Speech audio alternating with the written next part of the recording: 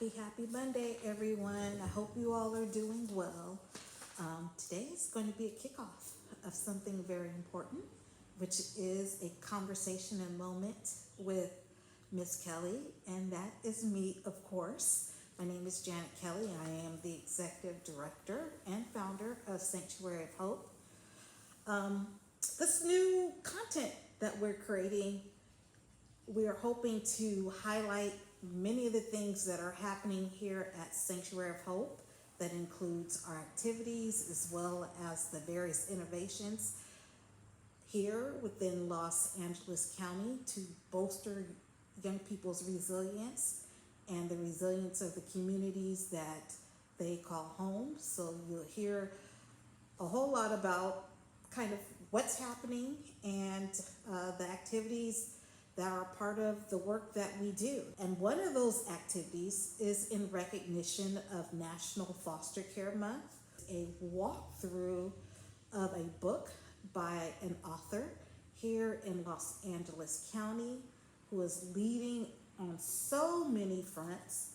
And the name of the book is called Stranger Danger by Dr. Charity Chandler Cole.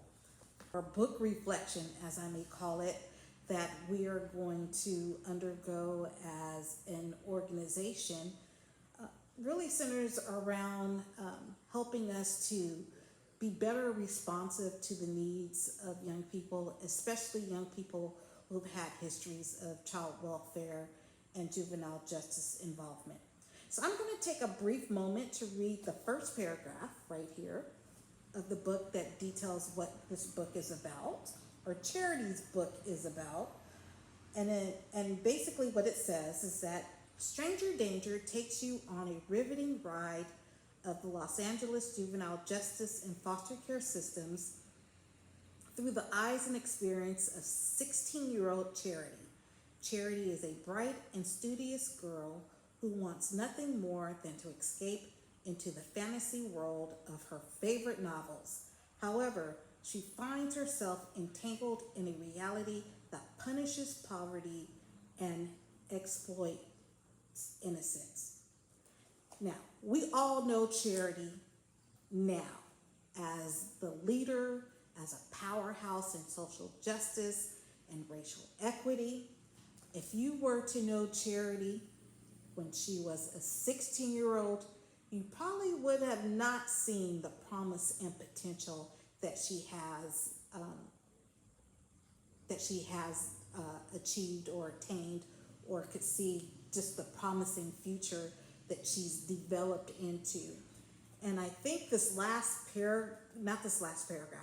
sentence of the first paragraph that says, however, she finds herself entangled in a reality that punishes poverty and exploits innocence, is really kind of the whole discussion that I am going to engage everyone around as I go through my own book reflection of the book. When I tell you it's a really good book, it is really a good book. It is sensory, it's descriptive, you can see yourself in it, and it incorporates all these elements that are a part of youth development, and even how for Sanctuary of Hope as an organization, how we engage youth, how do we see youth, how do we use a trauma-informed lens to create a trauma-informed response that uplifts and elevates young people.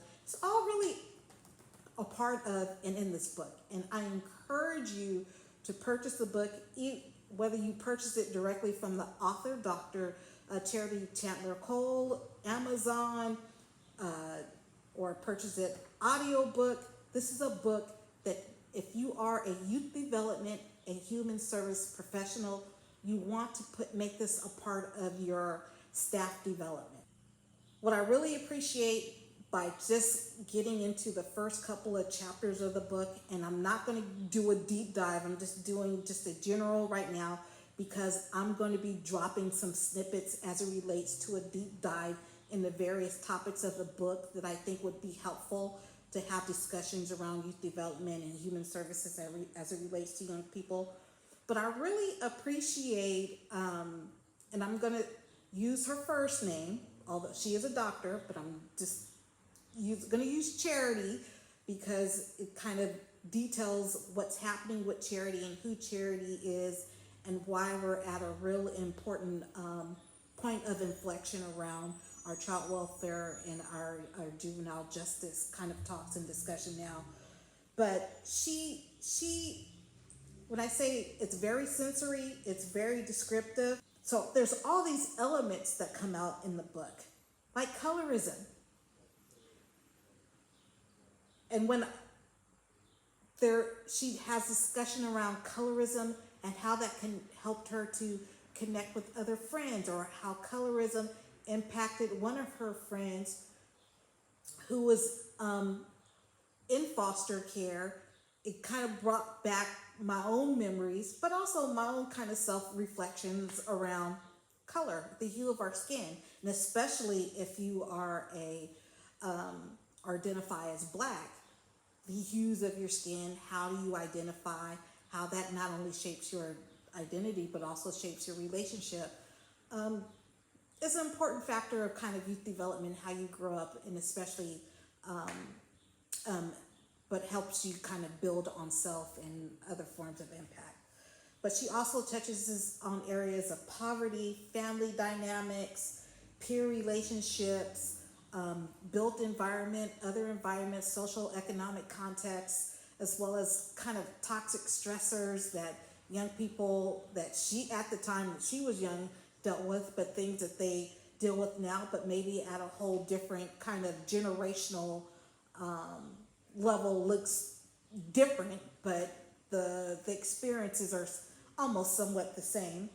And then healthy relationships and sexual education and sexual health, all of those things are all components that are a part of this book. And one of the things that I'm definitely going to do a deep dive into, that I'm really going to get, when I say get into it, is our obsession with shaming and painting our young people as delinquents and not seeing them for who they are, and that they're going through a whole developmental process and developmental experience, and how we have this tendency to adult and continue to adult certain groups, primarily, Black and brown youth, and that we don't oftentimes get that grace, right, to be young kids, to make mistakes and grow. But also, we're also going to kind of do a deep dive too into poverty and its impacts, especially in Charity's case, when she kicks off the book telling her story about stealing from a store in order to make a basic need. And so I hope that you will all join me and follow some of the snippets that I'm going to share about the book. Before I end today with a conversation with Ms. Kelly, think about what you are seeing and how you are seeing young people who come through your doors, and what are some of the experiences that you are aware of that you could be impactful to, right? Or be impactful from, whether it's from a whole different outlook or state of mind or all of that other stuff. So we're going to talk about that. So look forward to some drops and snippets about the book. And if you buy the book, you'll be able to follow along with me. Thank you.